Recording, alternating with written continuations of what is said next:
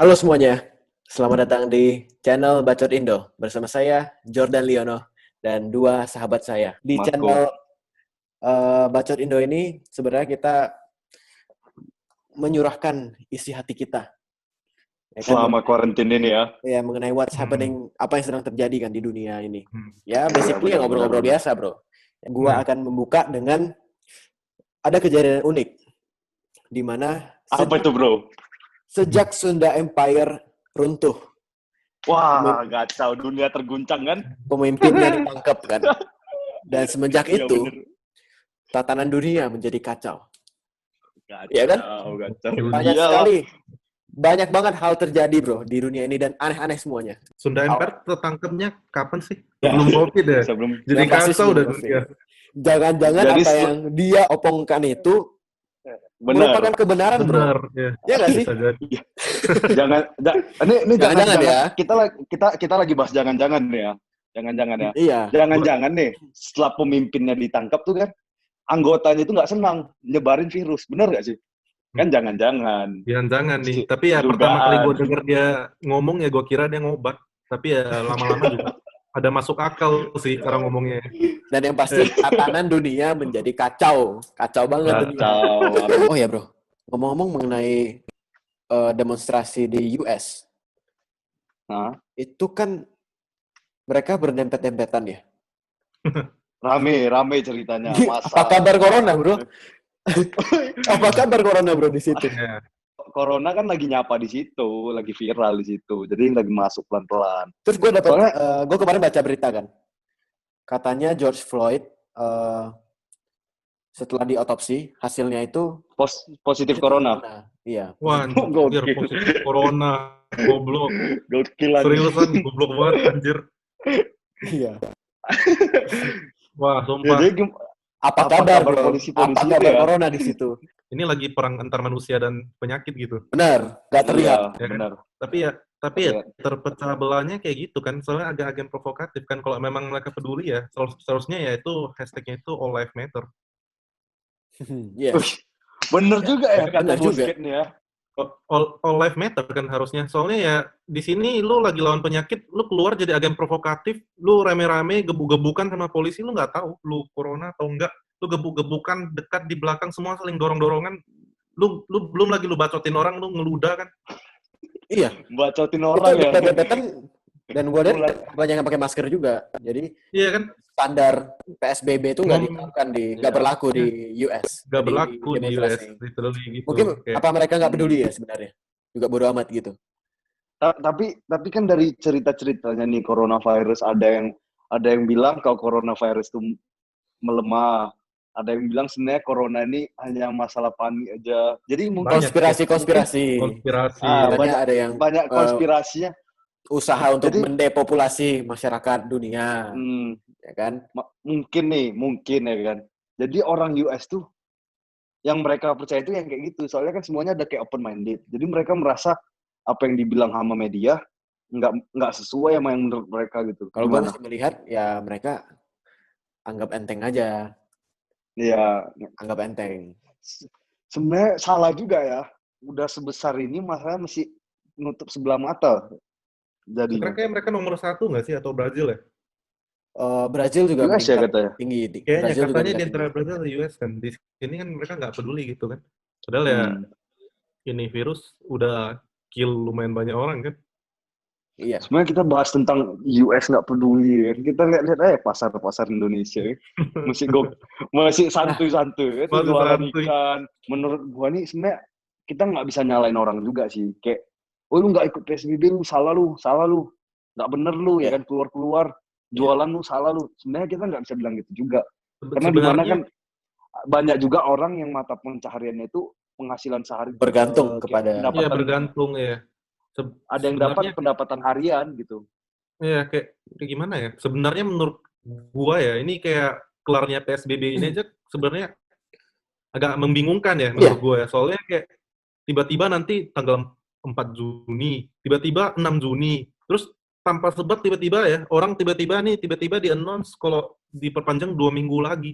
Gimana kalau orang yang mau bepergian kayak udah beli tiket, atau mungkin kita bilang kita nggak tahu kan kerjaan orang itu apa aja kan, bisa jadi dia Iya. berbisnis, udah ada janji Iya. sama orang luarnya datang nyampe ke Jakarta, dia udah lewatin karantina gini-gini gitu, lu nggak boleh lewat ke Jakarta tanpa SIKM atau gitu-gitu kan. Di gua aja, gua orang yang membaca banget ya, di gua aja gua Yes. bisa bingung. Gua sampai sekarang aja masih bingung, gua ini banyak kerjaan di Jakarta, gua ini harus ke Jakarta atau enggak ya, gua ini gimana ya ke Jakarta. Apalagi orang yang tiba-tiba kontraknya disuruh masuk kantor gitu kan, udah harus masuk kantor, kayak udah harus Iya. office work tanggal segini, dia beli pesawat ke sana, taunya cancel, dia harus rugi lagi, apalagi di zaman sekarang kan. Ini sekarang aja kayak travel aja bisa book now, bisa book for later, bisa book buat kayak lu beli tiket sekarang tapi lu terbangnya nanti gitu. Ya, tapi kan Ya, memang awalnya nggak ada info kalau PSBB bakal Perpanjang. dilepas juga sih. sebenarnya banyak info tentang new normal sih. Cuman ya memang kan gubernurnya Jakarta kan memang nggak setuju soal itu kan. Oke lah, katakanlah 2 minggu lagi masih PSBB, diperpanjang lagi atau gimana. Ujung-ujungnya kan katanya bakal diberlakukan aturan new normal. Yang katanya yang kuat itu yang bertahan ya. Gue juga ada denger itu loh. Herd immunity, ya pokoknya kegiatan seperti semula. Cuman diberlakukan protokol-protokol kesehatan kan. Seperti pakai masker dan lain-lain lah. Jaga jarak. Ada misalnya tempat umum yang kapasitasnya dikurangi 50%. Ibaratnya kita steril di rumah berbulan-bulan kan. Ujung-ujungnya pergi lagi. New keluar. normal ya. New normal. Kalau yang gue pikir, kenapa nggak dari awal aja kita lakukan new normal? Iya. Iya kan? Nggak, sebenarnya pemikirannya berarti jatuhnya perintahnya nggak pemikiran jangka panjang sih. Kenapa nggak dari awal aja langsung diterapkan? Setiap orang wajib pakai masker dari awal. Nah, kalau misalnya kita terapkan new normal dari awal, ya menurut gue sih ya PSBB mungkin nggak perlu dilakukan juga. Ya udah, memang manusia hidup kenormalan yang berdampingan baru. Ya. Itu. Ini bro, ini kita berbicara situasi yang ada ya di Indonesia ya. Karena kan masing-masing negara itu beda. Indonesia kan bertumpu pada ekonomi UMKM. Tanpa UMKM, kelar juga kita. Gue jujur sekarang gue parno sendiri mungkin. Gue udah sampai Medan nih ya kan. Gue nyampe Medan nih ceritanya. Tiba-tiba kita nelpon. Ponto, lu ingat nggak? Yang kita nongkrong terakhir di Serpong. Itu tuh kawan tongkrongan gitu itu sekarang di karantina. Wah, gue panik sendiri anjing. Gue kayak keluar sama dia tuh nggak sampai 2 minggu lalu barusan. Wah, tiba-tiba dengar kabar dia di karantina gara-gara dia positif nggak? Dia positif? Positif. Dia positif itu. Jadi dia ini self isolation di rumah sendiri gitu. Jadi semua yang dia pakai itu disposable, dari spray tempat tidur, dari baju yang dia pakai, semua itu disposable, pakai sekali buang gitu. Kayak kayak kolor GT-Man lah gitu. yang disposable kan. Kayak mau gak mau kan. Jadi gue pas ke Jakarta itu masih belum takut banget, ada yang gak pakai masker, ada yang gini. Corona itu masih kayak istilah di mana-mana kayak orang Indo paling kuat, orang Indo kebal. Kayak bingung orang Indo itu gimana. Aslinya itu anjir, ini negara Indo ini kuat banget, gak mungkin sampai bisa kayak gini. Handle-nya kuat banget, tiba-tiba dalam 3 hari Indo hancur, kelur semua. Itu kalau gue pasti bingung sendiri kan, kayak istilahnya kayak anjing ini apa, ini pintar banget, sumpah ini ujiannya ini jago banget, tiba-tiba keluar hasilnya 0 gitu. Kan lucu kan, kayak gimana? Belum katanya orang Indo kebal dari virus corona kan. Kenapa? Karena virus asli Indonesia lebih bahaya lagi. Jadi mereka percaya gitu loh. Yang menurut gue ya, karena disinformasi, makanya kita jadi kita nggak mengerti betul juga, masyarakat juga nggak terlalu tahu apa adanya. Menurut gue sih harusnya ya dikasih info setepat-tepatnya, transparansi kan. Kalau misalnya dikasih info yang benar, info yang benar-benar 100% akurat, ya pasti rakyat juga teredukasi, rakyat juga mengerti. Ini corona gitu, berbahaya. Musuhnya paling gede ini sebenarnya hoax-nya sih. Nah, balik lagi kenapa lu bilang bisa banyak banget hoax, itu karena nggak ada kejelasan yang pasti. Iya. Orang nggak ngerti loh. Apa sih sebenarnya? Awal-awal di Indonesia ya. Agen provokator juga kan, lihat ini kayak pas Cina kena, masker Indo semua dijual keluar. Semuanya retail-retailan. Gua aja ya grup sneakers bisa lihat gua jual masker Sensi 30.000 piece, minimal order 2.000, kayak the fuck, lu jualan stiker atau jualan masker di tempat gua ya, sorry aja, emang itu fashion, bro. Lu kayak the fuck anjir. Terus kayak bisa terbang ke Jakarta buat ngambil ini, ngambil itu, dikirim ke Cina. Nah, ini baliknya kita pusing sendiri sekarang. Iya. Tapi gue ada cerita lucu sih. Kat, lu masih ingat nggak Kat yang awal-awal gue beli casing itu Kat? Gue rendam di alkohol karena gue denger tuh dari China.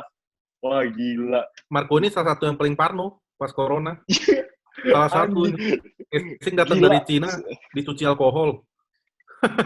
Direndam ya. Tapi ya itu sebenarnya benar. Cuman ya emang parno. Ya betul, emang itu benar cara menanganinya. Menurut gue lebih bagus parno lah daripada. Tapi sebenarnya gue misinformasinya sih sebenarnya problemnya ini. Soalnya gue pertama ketemu Ponto di Jakarta, dia datang pakai masker. Kita semua duduknya nyantai gitu, kayak nggak ada yang pakai masker. Pas corona pertama di Bekasi, reporternya aja sampai misinfo gitu, kayak misinformation. Dia makainya kayak gas perang nuklir di lokasi gitu. Kayak orang itu jadi takut banget sumpah. Itu pernah di post sama Dr. Tirta, tulisnya, "Woi, lu itu mau gambar graffiti atau lu mau reporter?" Atau lu mau ngeliput, lu bisa informasi lu parah gitu. Parah. Gue sebenarnya bingung juga sih. Soalnya ada kawan gue nih satu, kawan kita lah ya, kita kenal nih semua ya. Pengen beli masker LV ya kan, Kit? Apa gunanya apa anjing? Ya itu dia kan jadi part of the fashion kan. Jadi ya istilahnya Rico emang masker tujuannya untuk melindungi diri, apalagi lagi masa-masa gini ya kan. Terusnya lu cari masker yang beneran gitu, yang melindungi lu beneran gitu. Mana tahu masker LV sebelum cipokan buka dulu kan keren ya. Kayak istilahnya orang kan bilang kayak sebelum lebaran itu orang puasa itu kan orang nabung kan, spendingnya mau disiapin buat lebaran kan. Cuman lebaran ini kan semua stay at home kan, jadi duit yang dapat dari lebaran juga nggak tahu mau belanja kemana kan, otomatis dibuang online. Kalau enggak ya disimpan. Sampai ke tiba-tiba new normal, buying power Indo itu bakal melejit menurut gua sih. Kayak gitu istilahnya. Iya benar-benar. Tergantung dari masing-masing kelas masyarakat juga. Ya inilah bro, sebagai penutup ya gue harap PSBB ini ya cepat berakhir. Lah ya. Bisa di Jakarta 2 minggu ini ya PSBB selesai. Semoga. Ya kalau di sini ya berarti kita tim pro new normal lah. Sementara of course pasti ya. Nah, mungkin walaupun menurut gubernurnya Jakarta itu masih belum wise buat dilakukan kan, belum waktunya ya, kita di sini masih tim pro-nya new normal lah. Soalnya ya kita juga semuanya cuman sebenarnya ya kunci permasalahannya ya edukasinya gitu kan, informasinya. Kalau semua orang bisa kayak sadar diri ya why not new normal. Oke, gue rasa balik lagi pasti pemerintah tahu lah yang terbaik apa buat rakyatnya kan. Pokoknya kita hope for the best deh. Semoga PSBB cepat berakhir, new normal bisa jalan, dan ekonomi juga bangkit.